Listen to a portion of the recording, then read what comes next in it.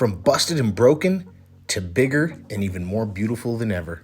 Stay tuned, folks. And we're back. This is Steve with Upstart Epoxy. Thanks for checking in. In today's episode, we're going to show you how we were able to repair and reconstruct this piece that fell on the floor and cracked in half. We were broken and bitter and sad, but we decided, hey, you know what? We can turn this situation into a victory and turn that frown upside down. Let's get started, shall we? We started off as usual, loading up our HDPE molds that we construct ourselves. Then we got our product that we always use, Upstart Epoxy, the best in the business. We mixed up a couple of batches of deep pour epoxy. Then we proceeded to use two really gorgeous colors from the Upstart Epoxy Mica Pigment Pack. If you haven't checked that out yet, order a couple of packs of those and look at the beautiful colors that come in with them. We used one that was called dark green. Don't let it fool you, it's not too dark, but the color is still amazing. And then we went with the standard black. We figured these two colors will meld well together and really give it that pop that we were looking for. This was just a standard size form. It was going to be a 20 by 12, and the pour itself was just absolutely gorgeous, as you'll see here. Everything was going great. We were really happy with the colors. We were really happy with the flow. We were really happy with the mixing, the swirling, all that good stuff. Like here, the colors were playing well together, and we were really happy to go. We let it cure up, then we poured our second layer, which is our clear coat layer, to really bring out that depth of the wood. And then it was time to demold. Whenever I demold, I like to start off with using a putty knife. I'll get it and I'll line it up in between the HDPE and usually a piece of wood, just to ensure there's no cracking or chipping on the epoxy itself. So if you slam it between the HDPE and the wood, it's usually a pop off right away and it works great. Then I'll get my mold tool, which I stick in there, and I'll slam it all the way down to the bottom like this. And what that does is it just pries everything apart. You'll hear a really satisfying crack, and that lets you know that the epoxy has separated from the HDPE. Then you're gonna go ahead and pop it out, look over everything, make sure that there was nothing that stayed behind, you didn't have any dips on the underside or bottom. Go over the top part and make sure that it's looking good. Then we like to plane it out. Everything was standard. We were doing everything like we normally do. Sanded it up all the way from 80 to 220 grit. It was looking great. It was looking sweet, real sweet. We were really happy with everything. We took it inside to hit it with a good flood coat because we knew this was going to be a sweet one. These two colors really went well together. And like I said earlier, if you haven't tried Upstart Epoxy's Mica Pigment Pack, I really suggest you try it out. There are some amazing and gorgeous colors in there that you guys could really use to create a stunning and awesome piece. So here we go. We're flood coating it. Really happy with how this is turning out.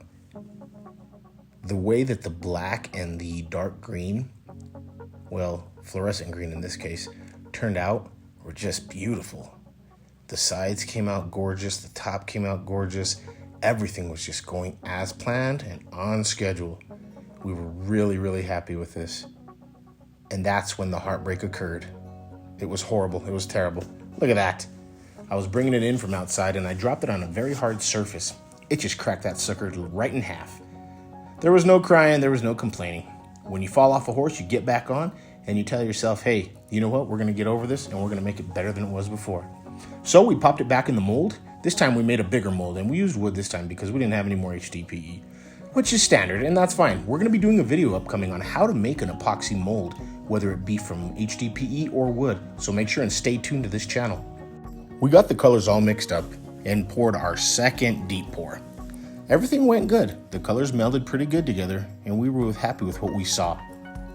We went ahead and decided to wet the edges a little bit just to see if the colors were gonna match with the previous version, and they did. They did really well. After curing of the second deep pour was done, we decided to tape up the sides like this to keep in all the clear coat that we're about to pour in. Got our trusty Tyvek tape, which works really great for that. Then we mixed up a little bit more of the deep pour and got it ready for the clear coat. Poured it in, everything looked good, no bubbles.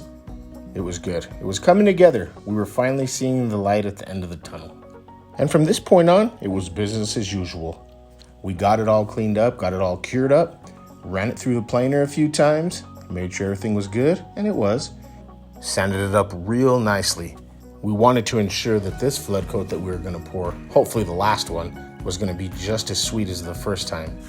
Then we beveled the edges as usual, but at this time I wanted to make sure that the edges were matching and that there was nothing from the previous attempt, and we just wanted to make sure that there was nothing that would show through from the first try that showed that the beveled edge was thrown off. Then it was second flood coat time.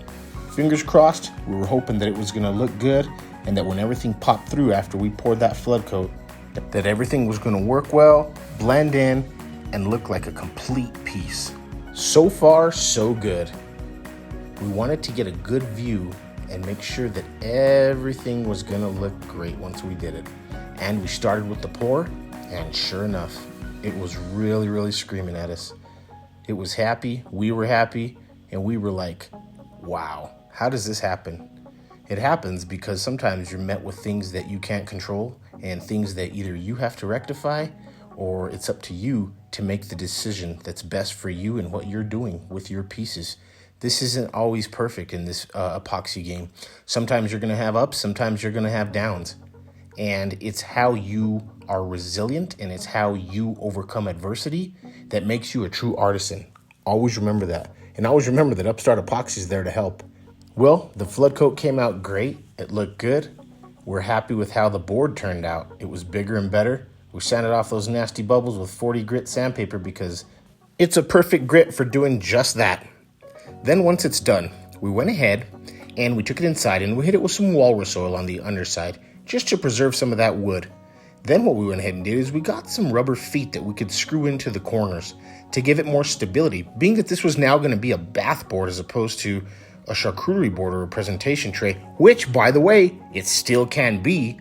We figured we better have a little bit of stability so it's not sliding around on the porcelain or granite tops or wherever you're going to be having it. It's just always a good idea. Then we went ahead and mounted these handles. These chrome little handles here are gorgeous, and you can get them at your local hardware store. We like to get a Sharpie marker and mark the bottom area of where the screws are going to be screwed in. Then we find our pilot holes and we go ahead and drill them in with a small drill bit.